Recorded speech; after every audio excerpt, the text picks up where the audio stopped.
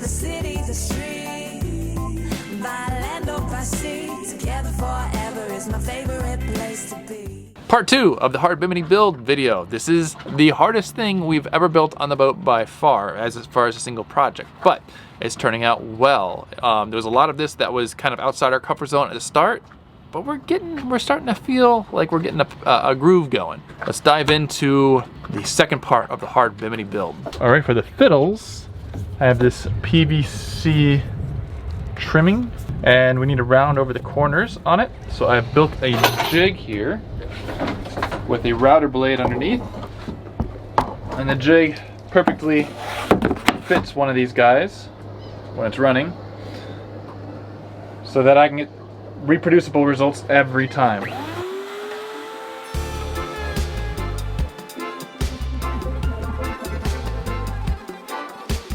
Pretty good. And that'll be the fiddle. So just have a bunch more of those to make.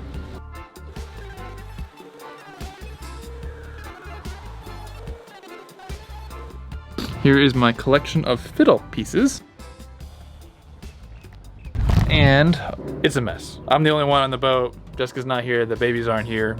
Aria's out front, so it turns into a mess when it's just me getting stuff done. So I'm gonna show you what it looks like. It's kind of embarrassing, but it's time to clean up. Yep. That's a mess, all right. Let's fix that so we can move on to the next project.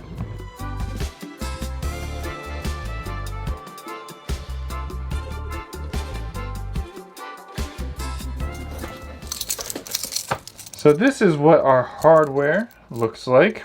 We've got these stainless hurricane bolts. Everything here is stainless. Now, it's 304 stainless, it's not 316 stainless, but it's gonna be up on the bimini where I'm hoping it'll be mostly rainwater, because the 304 stainless doesn't do as well with salt water. We'll see. I couldn't find any of these in 316 stainless, so if they rust real bad, we might have to swap them out for something else. But I like them. Yeah, this is the hardware. It'll go around the poles. And I've drilled 2 pilot holes already. Well, more than 2.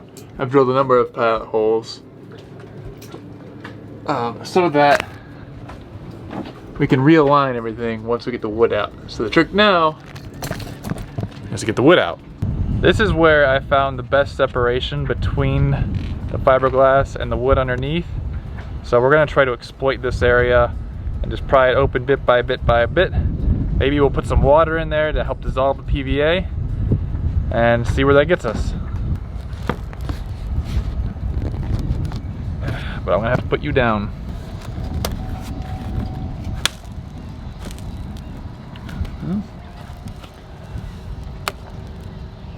It's not that bad, it's going that way. Oh yeah.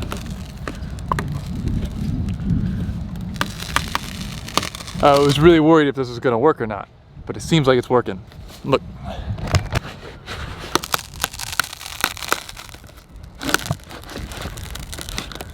As I pried up the top and separated it from the wooden bottom, I just put little pieces of wood in to kind of facilitate the separating of the fiberglass from the wood on that little barrier of polyvinyl alcohol.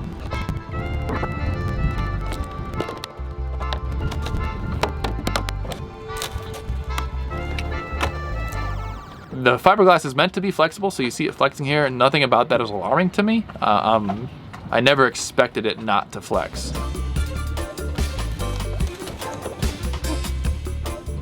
It's not lightweight. I mean, I calculated the thing, it's probably gonna be about 150 to 200 pounds, give or take, just based on the amount of the materials that went into it, but this feels like it. Oh, broke my stick.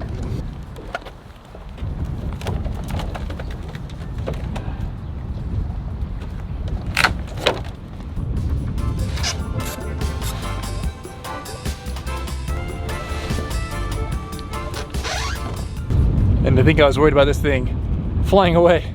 It's heavy.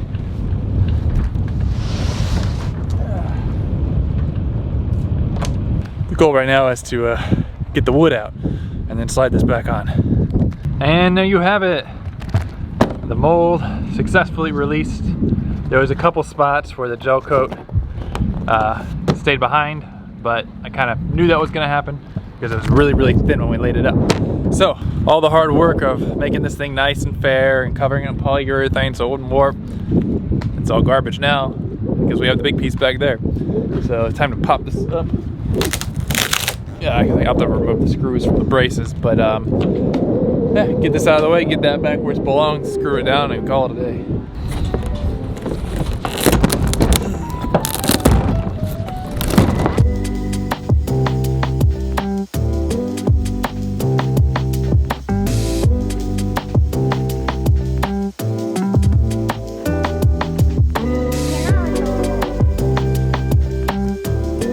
So you can see it going on here, and it looks pretty good from the bottom. I really like the feel of the white top as opposed to the kind of the grungy soft top that was there before.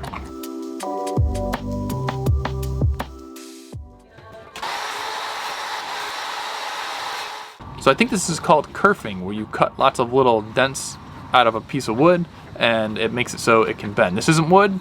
This is the PVC material for the trim, but same idea. And it makes a nice curve. Just took a little bit of experimentation to make it so that it wasn't so thin that it broke, or so thick that it made ridges. While the baby's napping, Jessica helps me a little bit here. Two-handed job. We just glued it down with some Gorilla Glue caulking material, just to hold it in place until we glassed it. Here I'm putting thickened polyester resin with, I think it thickened with colloidal silica, just to make a nice turn, a nice fillet there. And same thing goes for all around the entire fiddle. All in all, this is probably the single biggest fillet I've done the whole way around the inside of this fiddle.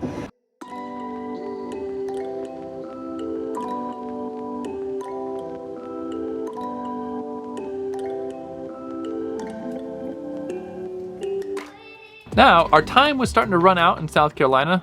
This project was happening right near the end of May, beginning of June, and we didn't want to hang out in hurricane season and also the hot of summer down in Charleston. So we took a pause on the project and sailed Honu north all the way to New Jersey, of all places, where we have a friend who owns the same exact model boat as us, another Lagoon 410, and has a dock behind his house where we could stay on the boat and work on the boat, which is like the nicest setup ever to have a backyard and a dock for working on your boat. Yeah, we definitely took him up on that offer, thanks Nick, but it did mean pausing the project, sailing 5 days north, and resuming the project.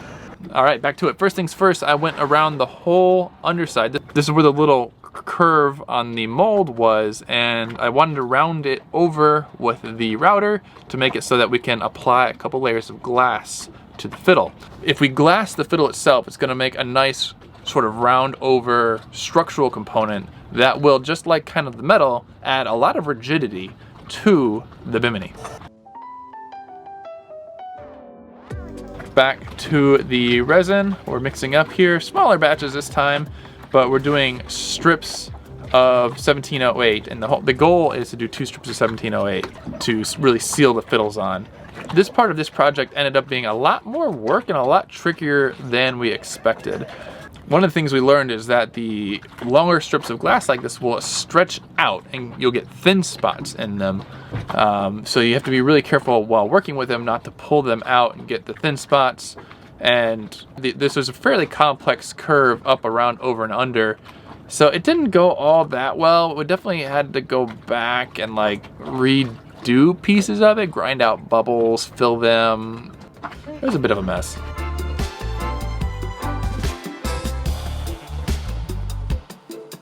I'm happy with how it turned out. In retrospect, I might have chosen to use, instead of 1708, I might have chosen to use 1 layer 1708, then a layer of woven, because sanding the ridges off of 1708 when all of a sudden it's done was kind of a lot of work, but it turned out well ultimately.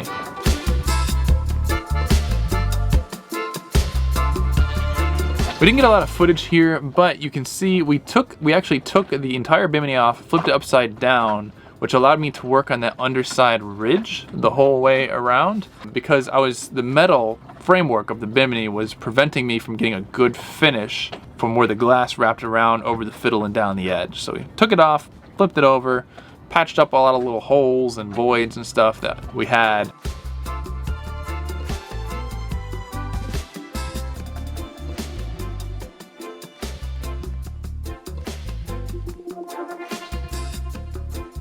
And then while it was there, I sanded it, faired it, and painted it with the topside paint to just give a good, solid, cohesive finish.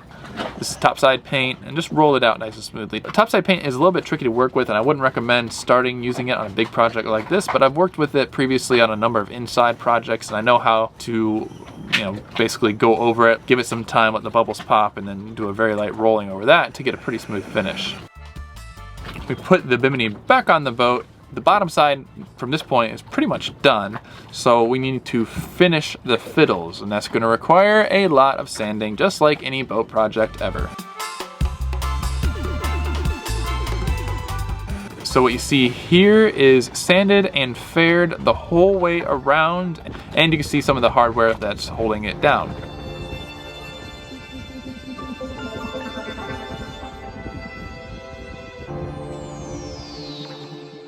Finishing up the missing spots of the thickened gel coat non-skid mixture. You can see how thick it is in the barrel here. So just roll that on, keep it a little pointy, and pretty pleased with how that worked out.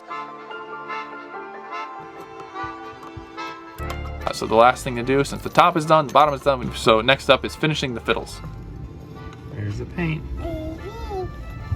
It's white. For finishing the fiddles, instead of trying to get them really smooth and shiny with gel coat, I'm gonna try out using just a Total Boats topside paint. I'm a little bit wary. Our main sheet lines sometimes rub on our bimini if our mainsail's way out. I'm not sure how well this is gonna hold up, the topside paint, to a bunch of line rubbing. We'll see. But I know that it gives a really nice finish. I can work with it well, doesn't require a bunch of sanding, and it is pretty hard as long as you apply it thin and wait 24 hours between coats.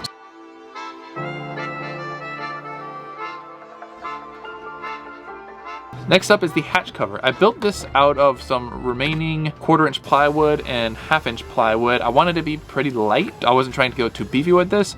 Basically the idea is build something small and light that fits out of wood, and then cover it with a few thin layers of woven fiberglass. So just routing over the edges so we have a nice curve for our glass. I did 2 layers of this woven glass.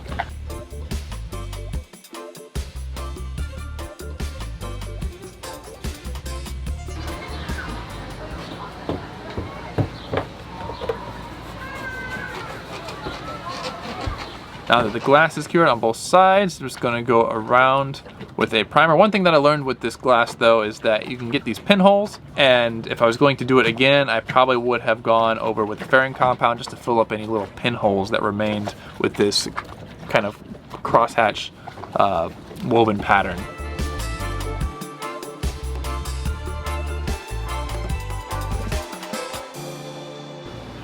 Two brushes. Let's hope this stuff cleans up the fiberglass well. Cleanup time! Cleanup time!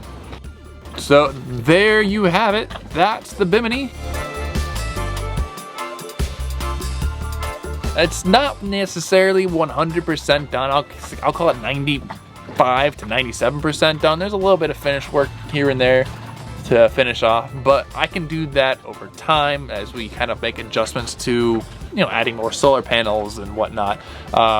Overall, walking on it is fine. There's a bit of flex, but it works pretty well.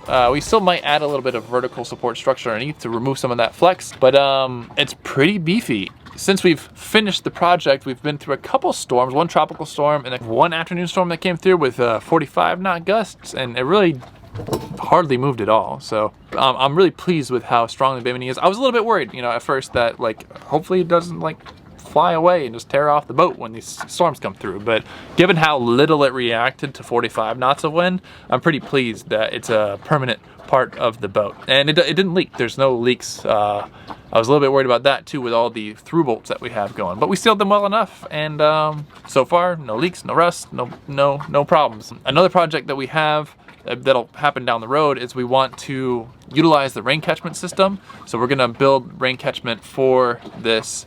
And already the little gutters that we have, when it rains, a ton of water comes out of that. So the rain catching works well, we're just not harvesting it. So that's a little system we have to build, but that'll be a separate thing. Would be great, because when we're in places and it rains, we don't have to run the water maker, or if we're in places like the Southeast, South Carolina, Florida, where it rains daily, yeah, we don't have to worry about the water maker at all. So that's our hard bimini. That's how we did it. I'm pleased with it, and honestly, I think it's one of the better, you know, aftermarket hard biminis that I've seen. So thanks to TotalBoat for helping us with some of the product we use in this video. Thanks for watching. See you in the next video.